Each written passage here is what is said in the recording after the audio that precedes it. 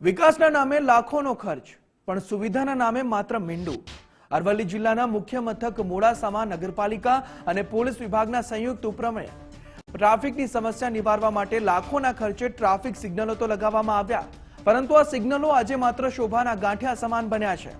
મોટા ઉપાડે લોકાર્પણ તો કરી દેવાયું, પણ લોકાર્પણ બાદ સિગ્નલો ચાલુ ન થતા મોડાસાના મુખ્ય 4 રસ્તાઓ પર ટ્રાફિકની વિકરાળ સમસ્યા સર્જાઈ છે।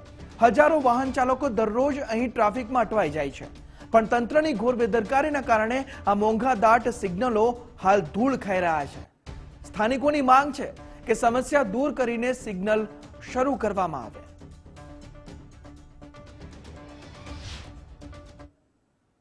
મોડાસાની અંદર અત્યારે જે હાલ ટ્રાફિક સિગ્નલ દરેક જગ્યાએ ઊભા કરવામાં તો આવ્યા છે, ખાસા ટાઈમથી કરવામાં આવ્યા છે, પણ સિગ્નલ બંધ છે। તો અત્યારે સર્કલ પર જોઈએ તો લાંબી લાંબી લાઈનો લાગી ગઈ છે।